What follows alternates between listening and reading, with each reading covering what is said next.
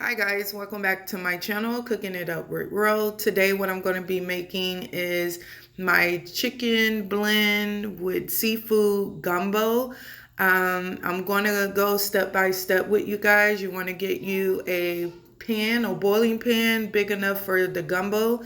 You want to put it on the medium high heat.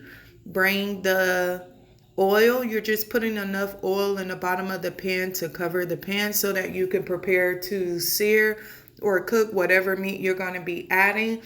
I'm going to be using sausages, chicken, as well as some shrimp and crab meat. So we're going to start off with sauteing our sausages. Guys, you could cook them to the color that you prefer for them to be. I like to know for sure that it's done. So mine do have a little bit of crisp on them, but cook them to whatever color you prefer. Once they're done, remove them from the pan, set aside in a bowl, and then go ahead and proceed with searing your other meat. So now I'm going to go ahead and add in the chicken. And because they're chicken thighs, they're boneless and skinless, and I cut them into halves just to allow for it to cook a little faster. Once they're done, it take about 4 minutes on each side. Once they're done, you want to set them aside and go ahead and shred them so that you can place them back into the gumbo when it's time to put them back into the gumbo, like so. And so with the same shavings, you're going to use what's left over in the pot to make your roux.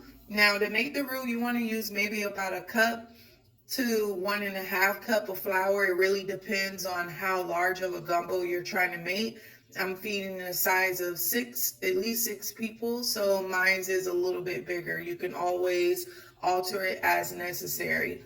Now with making the roux, guys, you want to be really patient because it can take anywhere from 10 to 15 minutes to get this roux to be the way that you may want it to be. So I just take my time with it. I turn my heat down to a medium low heat because it was up on a medium high heat. And once I get it like this, I'm going to go ahead and add in a little bit of broth or water, whatever you want to use. And this is going to help allow it to become smooth. So the key to making a creamy or smooth roux will be to continue stirring. So you want to make sure that you keep stirring. I went ahead and added in a little more vegetable broth and kept stirring. This is after about 5 minutes. You will see that it's thickened up and it still has some lumps there. So I'm going to continue to stir until I see that it's at least a little more creamier, which here you can see is thickened up some. And guys, you don't want to make it like a gravy. You just want to make sure that your roux is a little smooth so that when you add in the water or whatever broth you're going to use, it have a little bit of a, not thick like gravy, but just a little thicker than just water or broth texture to it. So I added a little bit of browning sauce because I wanted it to be a certain color, which is why it's brown. And now I'm just going to go ahead and add in my vegetables that I cut up, which is onion, yellow pepper, red pepper, green pepper, some scallions, and some celery. And I just diced it up and set it aside in a bowl just to wait when it's time to go ahead and add it. Now, you don't have to add your vegetables at this section. You can add it before making your roux if you want to do it that way.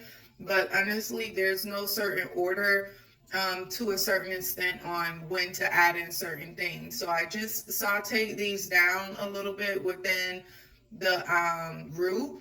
And then once the roux became just completely smooth and I can tell that my vegetables were basically seared enough, I'm going to go ahead and add in 6 cups of water.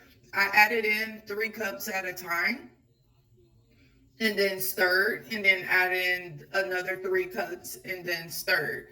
And so from here, you will see that your roux will change from that thick, creamy texture to more of like a liquid, but a thicker liquid than like it would be if you were making soup.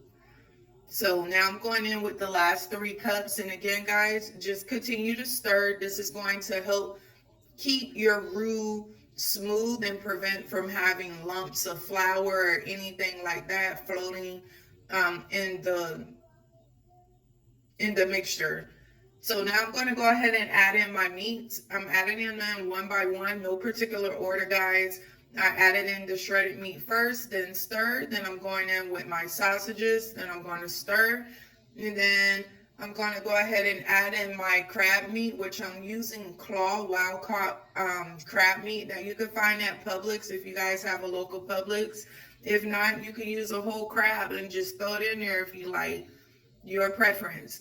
So once you get the crab meat added, again, you want to go ahead and stir after adding in each meat. And then once you get all of that in, now you want to go in and you're going to proceed with adding in your seasonings.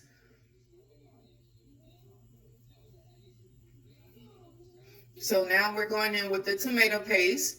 Now the tomato paste, this is going to give you a different color, just, darken up the color a bit as well as flavor. And these are the different seasonings I'm using, guys. They're listed on the screen. And then we're going to go ahead and add just like a teaspoon of some crab boil. And then from here, guys, you give it a good stir, and then you want to mix it in for about 20-30 minutes. As you can see, this is after 20-30 minutes. It's a little thicker, and I'm going to add in my shrimp the last 5 minutes of cooking because you don't want no tough shrimp. You want the shrimp to actually have a nice texture. And guys, once I'm done, I just served it up with some rice. And this is the gumbo. Hope you guys enjoy. And don't forget to like, comment, and subscribe.